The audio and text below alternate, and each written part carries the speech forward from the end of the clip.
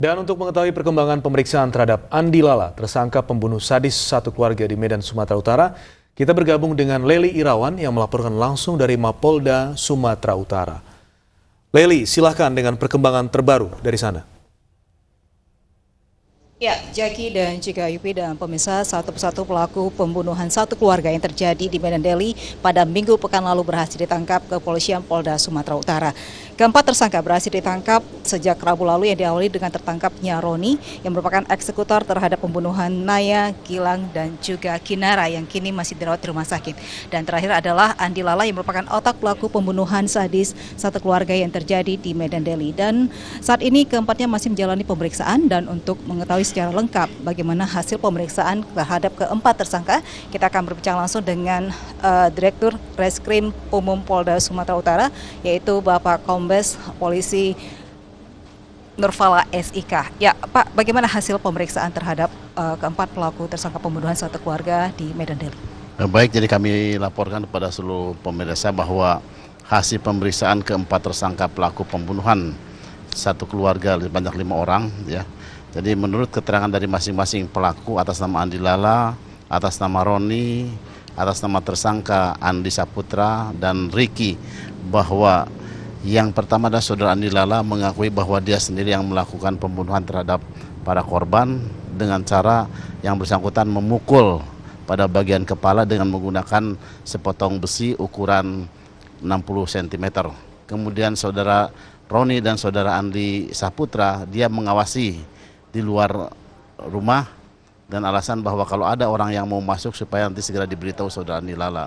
Kemudian untuk saudara Ricky yang bersangkutan adalah sebagai penerima barang, yaitu sebuah motor hasil pencurian yang sudah dijual kepada saudara Ricky sebesar 1.800.000. Nah, dari hasil pemeriksaan apakah ada tersangka lain ya kemungkinan seperti itu, Pak? Sampai saat ini kami kembangkan karena kami belum yakin bahwa pelakunya adalah saudara Andi Lala sendiri, yang mana korbannya dibunuh dalam keadaan sadis, sehingga kita sedang kembangkan dan mudah-mudahan bisa berkembang dalam kasus ini dan bisa menjerat tersangka lain. Kira-kira jika terbukti melakukan pembunuhan ini, sanksi apa yang akan dipidanakan kepada keempat tersangka? Sanksi yang akan dikenakan sesuai dengan Kitab Undang-Undang Hukum Pidana, yaitu bisa dikenakan pasal 338 KUHP dan pasal 340 KUHP dengan ancaman hukuman 20 tahun penjara. Sebelum penangkapan terhadap keempat tersangka sempat dilakukan penggeledahan di rumah Andi Lala sebagai pelaku pembunuhan sendiri. Nah, dari hasil penggeledahan tersebut, Pak, apa yang menjadi pengembangan untuk kasus selanjutnya? Baik, jadi kami sampaikan kepada seluruh pemirsa bahwa hasil pengembangan dari rumah tersangka Andi Lala, jadi ternyata Andi Lala juga pernah melakukan pembunuhan pada tahun 2015, ya, yang sekitar bulan Juli, tanggal 12 Juli 2015, yang mana kasusnya belum terungkap dan alhamdulillah, dan kemarin kita melakukan interogasi dan pemeriksaan terhadap Andi Lala, yang bersangkutan mengakui bahwa dia telah melakukan pembunuhan terhadap saudara Suherwan, ya, yang mana Suherwan tersebut telah melakukan pencabulan atau pemerkosaan terhadap istri tersangka, sehingga tersangka merasa dendam, akhirnya dilakukan pembunuhan terhadap saudara Suherwan alias Iwan Kakek. Berarti ada 2 kasus terhadap keempat pelaku ini seperti itu ya, Pak? Jadi untuk Andi Lala itu ada 2 kasus, ya, dan termasuk istrinya juga atas nama RF, ya, itu juga dijadikan tersangka dalam kasus pembunuhan terhadap saudara Suherwan alias Iwan Kakek.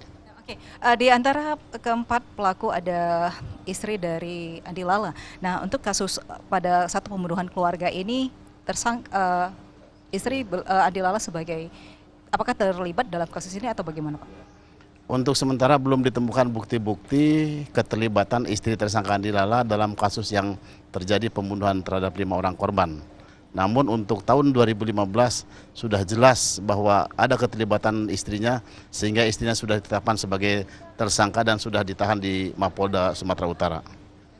Yang kita lihat juga di keempat tersangka juga mengalami ada luka tembak di kaki dan beberapa di antaranya terpaksa duduk di kursi roda. Nah, ini tindakan upaya ini sendiri dilakukan karena seperti apa? Baik, kami informasikan bahwa para pelaku kenapa dilakukan tindakan tegas dengan cara dilumpuhkan, ya, ditembak pada bagian kakinya, karena pada saat dilakukan penangkapan mereka melakukan perlawanan terhadap pihak kepolisian, berusaha untuk melarikan diri sehingga diambil tindakan tegas. Ya, ini kan satu keluarga, 4 tewas dan Kinara merupakan korban selamat dalam peristiwa pembunuhan ini sendiri. Nah, ini bagaimana untuk proses selanjutnya, Pak? Untuk proses selanjutnya kita sudah tidak ada permasalahan lagi karena mereka sudah mengakui semua, masing-masing tersangka mempunyai peran, dan mudah-mudahan dalam waktu dekat kita segera ajukan kepada jaksa penuntut umum dan mudah-mudahan segera P21. Nah, rencananya kira-kira dalam waktu dekat itu pastinya, Pak? Ya, mudah-mudahan dalam waktu dekat kita akan segera, ya, karena kita akan dimulai dari olah TKP dulu dan akan dilaksanakan rekonstruksi. Mungkin pada minggu depan sudah kita laksanakan rekonstruksi. Rekonstruksi langsung dilakukan di rumah korban ya, Pak, ya. Oke, mungkin ini terakhir, Pak. Apakah terhadap 4 tersangka ini apakah masih dalam proses penyelidikan sampai hari kapan, dan kira-kira proses penyelidikan ke arah kemana lagi kira? Baik, kita kan pertama punya waktu 20 hari untuk melakukan penyidikan terhadap mereka. Nah, kalau misalkan 20 hari belum dianggap belum selesai, kita mempunyai tambahan waktu untuk perpanjang kepada JPU kurang lebih 40 hari, sehingga kita mempunyai waktu 60 hari, dan mudah-mudahan dalam waktu 60 hari tersebut kita harus bisa segera menyelesaikan berkas perkara ini. Terima kasih, Pak Nurfala. Dan pemirsa, perlu kami informasikan juga selain pelaku melakukan pembunuhan terhadap satu keluarga, satu diantaranya masih dalam menjalani perawatan, yaitu Kinara, putri bungsu dari pasangan Arianto dan Yani, yang menjadi korban pembunuhan satu keluarga yang terjadi pada Minggu pekan lalu.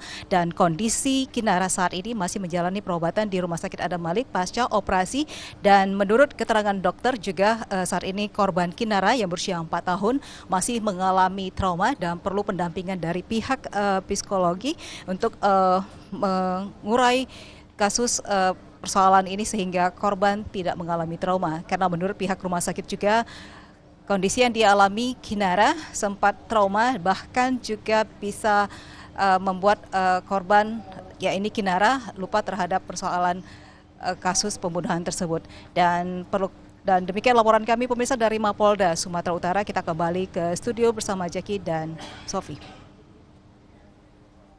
Ya baik, terima kasih Leli Irawan melaporkan langsung dari Sumatera Utara. Selamat kembali bertugas.